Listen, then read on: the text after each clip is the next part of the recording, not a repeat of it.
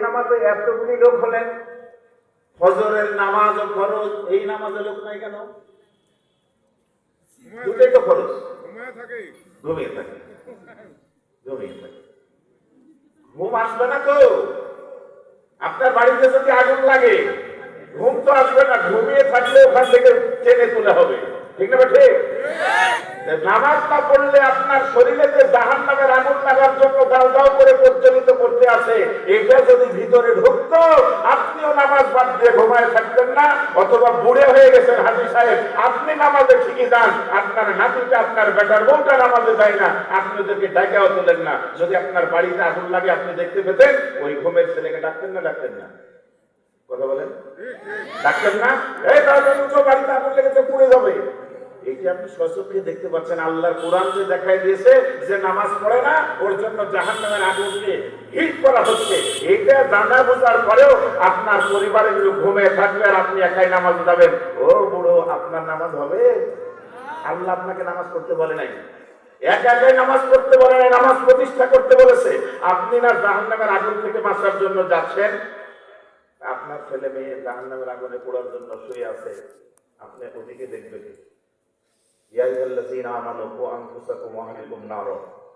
আল্লাহ বললেন নিজে জাহান্নামের আগুন থেকে বাঁচো, আহলে বর্গদেরকে বাঁচাও। নির্দেশনা কার? আপনি একাই বাঁচার জন্য যাচ্ছেন, পরিবারের সবাইকে জাহান্নামে ফেলে আপনি স্বার্থপর। কথা বলেন, ঠিক না? আসলে নামাজ হবে কার জন্য? বলে নামাজ হবে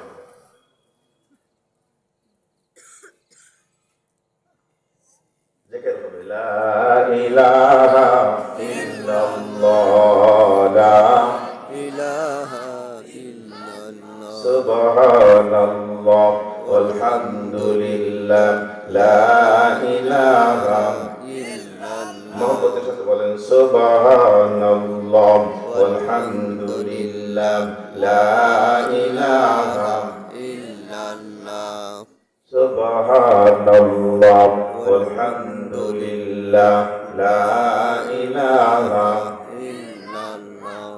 আমার জীবন, আমার মরণ, আমার বন্দেগী। বলেন হৃদয় থেকে মহব্বতে ফিরে আসুন। নামাজ কত সুন্দর, কি করা দরকার? হৃদয়টা তৈরি হয় কিনা? গ্রামের প্রতিটি মুসলমান নামাজ পড়ে কিনা? আজকের আলোচনা এখন থেকে আর 40 মিনিটের ভিতরে হৃদয়টা তৈরি করা যায়। আমার সঙ্গে আল্লাহর কাছে কামনা করুন। আমার জীবন, আমার মরণ, আমার বন্দেগী কবুল করো, কবুল করো ইয়া ইলাহি আমার কুরবানি। আমার জীবন, আমার মরণ, আমার জিন্দেগি। قل إن صلاتي ونسكي ومحياي ومماتي لله رب العالمين। নামাজ আমার ইবাদত, আমার কুরবানি, আমার জীবন, আমার মরণ সবগুলি কার জন্য? আরো জোরে বলেন, কার জন্য? আমার ভাইরা যারা নামাজ পড়েন না, কান খুলে আজকে নামাজের ব্যাপারে আপনাদের নিয়ে আলোচনা করব। আল্লাহ বলেন, আকিমিস সালাতা তারাফাইন নাহার ওয়া যুলাফাম মিনাল লাইলি ইন্নাল হাসানাতি ইউযহিবনাস সাইয়্যাত। আওয়াজ করে বলেন আল্লাহু আকবার। আরেকটু জোরে বলেন আল্লাহু আকবার। আল্লাহ বলেন, শোনো দুনিয়ার মানুষ, দিনের 2 অংশ আর রাতের কিছু অংশ তোমরা নামাজ কায়েম করো। নিশ্চয় নামাজ একটা ভালো কাজ। এই ভালো কাজ নামাজ সমস্ত পাপ কাজগুলিকে ডিলিট করে দেয়। আওয়াজ করে বলেন সুবহানাল্লাহ।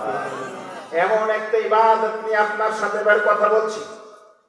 বিশ্বনবীকে জিজ্ঞাসা করা হলো, হে রাসূল, আইয়ুল আমালু আহাব্বা ইলাল্লাহ, আল্লাহর কাছে সবচাইতে ভালোবাসার ইবাদত কোনটি? বিশ্বনবী জনাবে মুহাম্মদুর রাসূলুল্লাহ সাল্লাল্লাহু আলাইহি ওয়াসাল্লাম উত্তর দিলেন, as-salatu li waqtiha, সাহাবারা বললেন রাসূলুল্লাহ তারপরে কোনটি? বিশ্বনবী বললেন বিররুল ওয়ালিদাইন। সাহাবীরা বলল তারপর কোনটি? আল্লাহর নবী বললেন জিহাদু ফি সাবিলিল্লাহ। আওয়াজ তুলে বলেন আল্লাহু আকবার। আল্লাহু আকবার। সাহাবীরা বলল আমরা যদি প্রশ্ন করতেই থাকতাম, একের পর এক নবীজি বিভিন্ন ইবাদতের কথা বলতেন, কিন্তু আমরা যেটা চাচ্ছিলাম সেটা পেয়ে গেছি। প্রথম যেটা বলে গুরুত্বটা বেশি।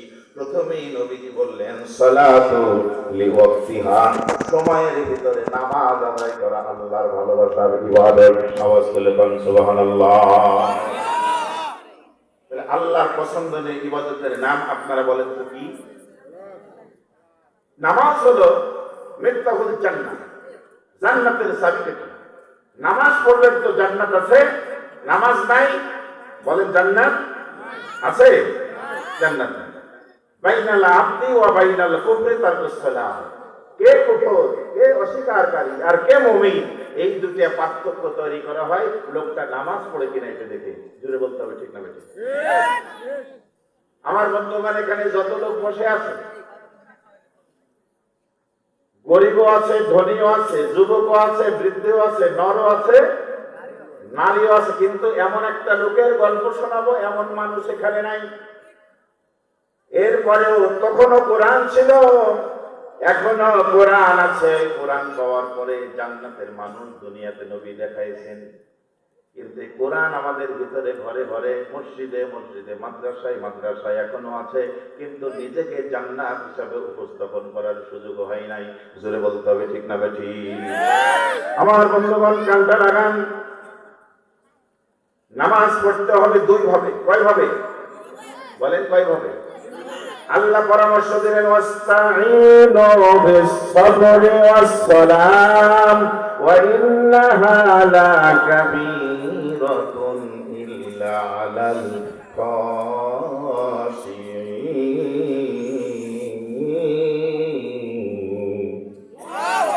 আওয়াজ করে বলুন আল্লাহু আকবার। আরেকটু জোরে বলতে হবে আল্লাহু আকবার। আল্লাহ বললেন তোমরা প্রার্থনার মাধ্যমে, সবরের মাধ্যমে নামাজ আদায় করো, কিন্তু সাথে সাথে বলে দিলেন ধৈর্য সহকারে কায় মনোবাক্যে বিনীতভাবে নামাজ শুধু তারাই পড়তে পারবে যারা বেশি বেশি আল্লাহকে ভয় করে। ঠিক। আমাদের ভয় তো আল্লাহর নাই। আমাদের ভয় হলো এমপির, আমাদের ভয় হলো মন্ত্রীর, আমাদের ভয় হলো পুলিশের, আমাদের ভয় হলো প্রশাসনের, আমাদের ভয় হলো সরকারি দলের, এলাকার লিডারের। পরিজার ভিতরে আল্লাহর ভয় নাই। জোরে বলতে হবে, ঠিক কিনা? কিন্তু আল্লাহ তাআলা কোরআনে কিভাবে বললেন আর আল্লাহর বান্দারা কিভাবে আমল করেছেন, মা বোনেরা কানটা লাগান। রব্বুল আলামিন বললেন হাফিজু আলাস সালাওয়াতি ওয়াস সালাতিল উসতা ওয়া কুমু লিল্লাহি কানিতিন।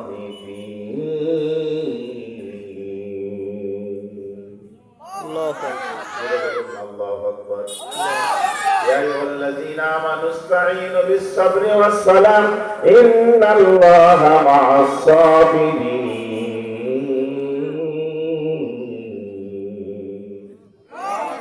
এবারে এই আয়াত নিয়ে একটু পর্যালোচনা করি। আল্লাহ বলেন ইয়া আইয়ুহাল্লাযীনা আমানু ইসতাঈনু বিস-সাবরি ওয়াস-সালাহ।